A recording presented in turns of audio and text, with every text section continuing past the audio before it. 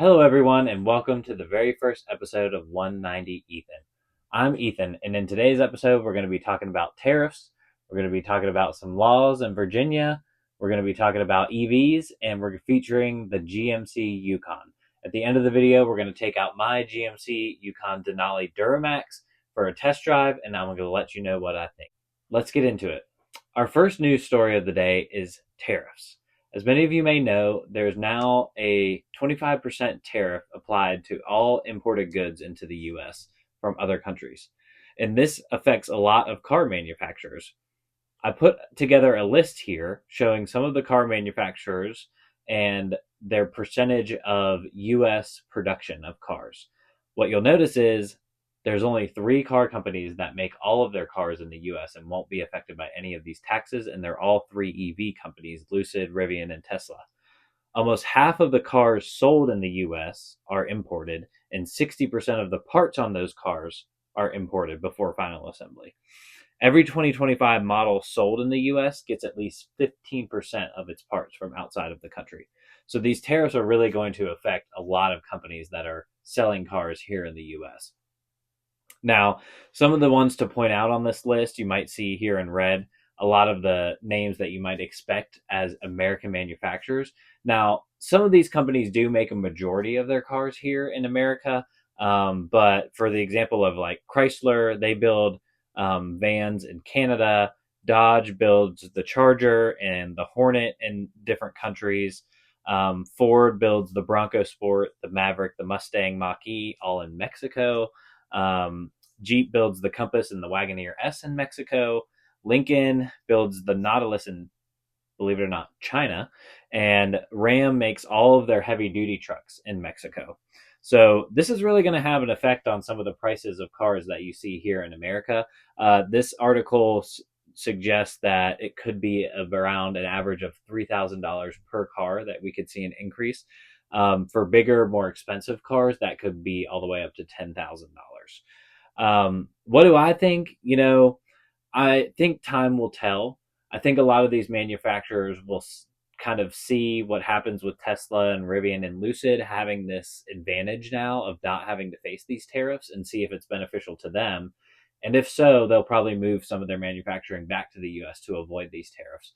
We know that some car companies have already announced new production facilities here in America to avoid these tariffs and to, make supply chain a little bit easier, making all the cars here in the country you're selling them in. So I think time will tell. We'll definitely give an update here in the future. For the next news story, we're going to be talking about a proposed law in Virginia where judges will actually be able to limit the speed of your car. Now, this law has to do with DUI and speeding tickets. So the suggestion is if you have too many speeding tickets or too many DUIs, that a court can order you to put a device in your car that will actually limit your car to only driving up to the speed limit on the road that you're on. Now, there are obvious limitations to this, like, I don't know, freedom. Just kidding. You have to have a car that has GPS or speed sign recognition, which not all cars do. That's actually kind of a fancier option. So I don't know how far this will go. It says that some other states are considering it as well. You have to keep it on for like 2 to 6 months. Look, in my opinion, this is just another version of the liquor sickle. If you live here in the South, you know that the liquor sickle is this tiny little moped that if you get too many DUIs and you still got to get to work, the court will let you ride it to work because you can't really hurt anybody on a moped except for yourself. And they only do about 25 miles per hour, and you always see them putzing down the road. Well, this is kind of a alternative to that where you can still drive, you can still get around, but your car is going to be limited. The way I see it, added technology fails, added opportunity for failure. This could honestly be a total disaster. So we'll see how it goes. Next on the news cycle is Mercedes-Benz EQS claims 620 miles of range in semi-solid state battery testing. Way to go, Mercedes. This sparks a EV conversation, and I've been thinking a lot about this recently. I think the range is no longer the problem. When EVs first came out, a lot of people's hesitancy to getting an EV was range anxiety. It doesn't go far enough, and then when I run out of electric, I'm going to be stranded somewhere. And, not a lot of cars will do 600 miles on one tank of gas, but it's not so much the distance you can go on one tank. It's how long and how convenient is it to refill that tank. In my opinion, EVs are not the future. They're a great alternative to a gasoline car. I think they're good for like inner city driving or quick deliveries here and there, or paired with an ICE vehicle, in like a hybrid model. But honestly, I think that the future truly is an alternative fuel. Whatever that fuel may be, that's not based on oil that you drill out of the ground. I think that's the most reasonable answer to the carbon emissions problem that's coming from vehicles, because if you come up with another fuel, you can fill all the existing gas stations tanks with that fuel, and you can fill up your car just like you can a gas engine now. And you don't have to worry about building these big batteries that depreciate and are basically garbage after 10 years. And everything kind of remains the same except for the emissions coming out of the vehicle. Next, let's get to our featured vehicle. Today we are featuring the GMC Yukon. Now, this is a very special feature for me because I'm an owner of a Yukon. I have a 2022 Yukon Denali Duramax that you guys will see here in a minute. But first I want to go through kind of all the generations of Yukon and talk on some of the highlights and some of the ethos of what this vehicle really is before we get in behind the wheel and test drive. So first generation, and I want to say a caveat for this, the Yukon, its predecessor, the Suburban, has been the longest running nameplate on a vehicle to date. So I did not include the Suburban generations in here because they go all the way back to, I believe, the 40s. So we're just going to start with when the Yukon came out, which is 91. And it actually kind of released as a two-door SUV, similar to like the K5 Blazer or the Ford Bronco. But eventually it got its second row of doors to kind of be more of like a family hauler. But really what it was back then is a truck. It was a Sierra essentially without a bed. It was very utilitarian, not a lot of options. 5.7 liter V8, the barn doors on the back so that you could open those buffet doors and get into whatever you have there in the back, tools or whatever. When I was a kid, my aunt actually drove one of these box bodies. And I remember starting that thing up in the garage, and it really felt like you were doing something. I mean, this was a truck, by all means. This one here that we have pictured is actually a 1999 that only had 25,000 miles, and it sold on Bring a Trailer back in 2022 for 31 grand. Sticker price on this baby was 36 grand. So that means it only lost $192 in depreciation for every year of ownership. And I gotta say, find another vehicle that will do that. Moving on to generation 2, you can see we start to get a little rounded now. The Denali trim comes out. Some new engine options. They offered a bigger 6-liter and then a smaller 4.8-liter V8. They also added a lot of like comfort features, leather seats. You see all those buttons on the steering wheel now. You see the third row. So we're getting a little bit more family oriented. But all in all, underneath, this is still a truck, right? Body on frame, solid axles. We're talking all-wheel drive, and this year you could also get the XL, which is the longer wheelbase and has more room behind that third row. And you could actually get Quadra Steer. So not a lot of people know about this, but GM offered Quadra Steer back in the early 2000s on Yukons and Sierras. And this means four-wheel steering. So when the Cybertruck came out a few years ago, everybody was all excited about the four-wheel steering and how maneuverable it was. Well, this was actually available on some GMT 800 platforms back in the early 2000s. So now we're getting into generation 3, which started in 2007. Something interesting to point out for this generation is they offered their first hybrid model. It didn't sell particularly well, and it also didn't really get all that good of gas mileage. I guess 20 miles per gallon for a brick on wheels isn't too bad. But you can see the interior here is really starting to get luxurious. You see the finest wood from plastic trees and screens in the middle, bigger screens, leather wrapped steering wheel, things that are really starting to get into that more family hauler luxury. This was the thing that your rich friend that you just so happen to know's parents always drove. And I remember, particularly in these, I can always picture those like green gauge clusters in their little LCD screens in the middle. And I always thought that they were so high tech. Um, but nowadays you rarely see these Generation threes. I don't know. Maybe they just didn't last all that well. Um, and they're not exactly the prettiest generation either. They kind of have those big bug eyes and sloped front grille that just doesn't really do it for me. Moving on to Gen 4. So, Generation 4, this is really where the Yukon kind of stepped out and into a more fancy realm, and started to, get loaded with features, that started to rival, things like Cadillac and, I would say Range Rover, but we're not quite there yet. So that Denali trim at this point was about 60% of Yukon sales.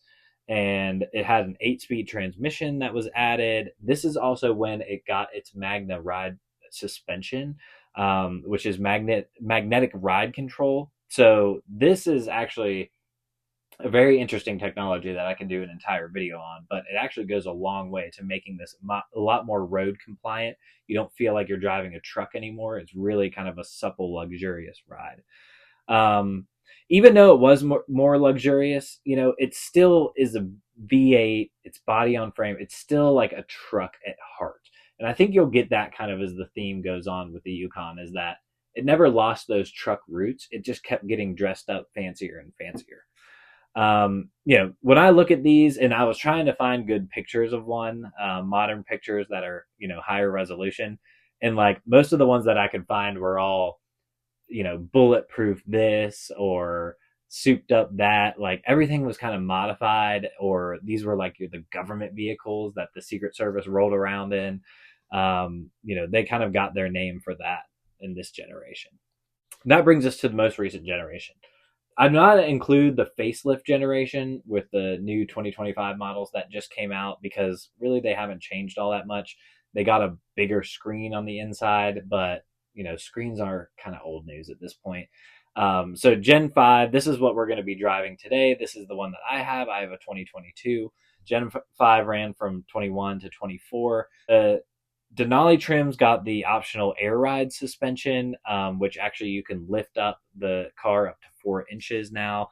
The Denali Ultimate trim came out. Now, the Denali Ultimate is really starting to compete with the Escalade, and the Range Rover, the Mercedes GLS, those like upper echelon models. It is fully loaded, fully luxurious kind of feel.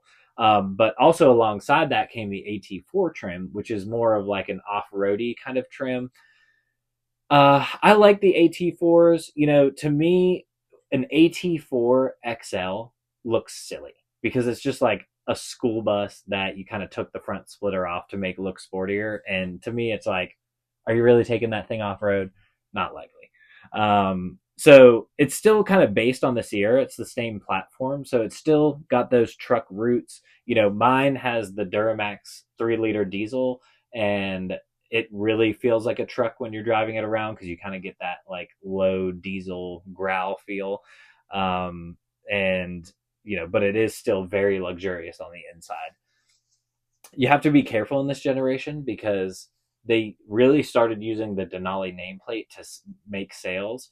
And if you get a base level Denali, you actually are looking at something that could be less optioned than a lower level trim. So when you buy a Denali, you have to be very careful to select that Denali Reserve package, where you get all of the features that come along with the Denali nameplate, rather than just the logos on the outside. With that, let's take it to the garage and take it for a drive. Okay, now we're driving my 2022 Yukon Denali Duramax. And I know you're thinking, Ethan, why didn't you go for the burly 6.2-liter V8 with the 420 horsepower and enough torque to pull the moon out of orbit? And to that I say, 14. Yes, 14 miles per gallon. Sure, you get the noise, you get the power, you get the subtle implication that you're compensating for something, but when you're getting just 14 miles per gallon, you begin to feel like you're personally funding OPEC. The Duramax only has 277 horsepower, but don't let that fool you. It has just as much torque as the big V8, and it comes on like a freight train in third gear. I've been able to get about 24 miles per gallon in mixed city and highway driving, and I've seen as high as 30 miles per gallon strictly on the highway. And the gas mileage is what pointed me to this Yukon, but it's not ultimately what sold me. What sold me was the driving experience. This Yukon Duramax with the MagneRide suspension and the tuning that it has is one of the best powertrains I've ever driven in my entire life. And I do not say that lightly. The steering, the throttle, the brake, they are all so well synced together. You would think that all 6,000 pounds of heated earth and electronics was being conducted by a symphony conductor. And because of that, you can let your wife or your teenager drive it without feeling like you're about to die in a firing, oversteering ball of regret. It's not fast, it doesn't corner, and it's about as engaging to drive as your accountant's beige Camry. But it doesn't care. It knows what it is. It's honest. It doesn't feel like you're wrestling physics the entire time that you're driving it. It's like the guy at the wedding in a sharp suit and cowboy boots. Sure, he can look the part and he can hold a conversation without embarrassing himself, but he's much more comfortable covered in dust doing something that involves hay bales and bad decisions. The Yukon isn't ashamed of its truckish roots that go all the way back to Generation 1 when it was just a blunt object that was made for carrying things and not really caring what it looked like doing it. But when it comes to features, it has everything. Apple CarPlay, triple zone climate control, the Bose stereo system, the automatic drop down running boards, 360 cameras, heated, cooled seats. I could go on and on and on. There's nothing that I've longed for in this car driving it for over 2 years now, except window shades. You see the car seat in the back, the sun does come through those windows, and there's no integrated window shades. Other than that, it has every option you can imagine, but you have to be careful because if you order a base level Denali, you will have a lot of blank buttons in this interior, believe it or not. You want to make sure that you check the Denali Reserve package when ordering your Yukon to make sure that you get all of the features you might expect with that Denali nameplate. There is one glaring problem when it comes to the Yukon Denali, and it's something that kind of haunts GM in general. It's as if the designers said, what if the sitting experience felt like you were propped up against the wall of an old wood barn? That's right, the seats are not comfortable. For something that's supposed to be luxurious, this misses the mark. Let's talk suspension. Right now, I'm barreling down a dirt road with lots and lots of bumps, as you might be able to tell. But listen in my voice. Do you hear any inflections? Do you hear any loud banging? This car is not totally empty. I got kids' toys and car seats in the back, and I'm hitting potholes like crazy, but that MagneRide just sucks it up. It's supple, it floats across the bumps. It's amazing. So let's get out here and sum it up.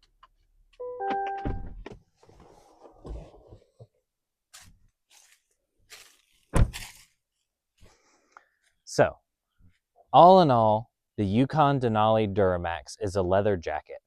Sure, it looks good at the country club, but it's not pretending to be a posh aristocrat.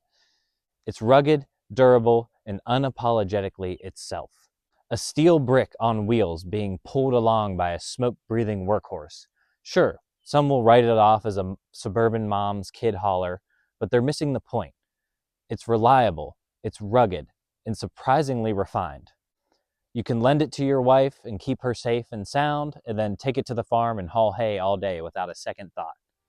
It's not the most rugged and not the most luxurious, but it's capable of both, and that makes it damn good.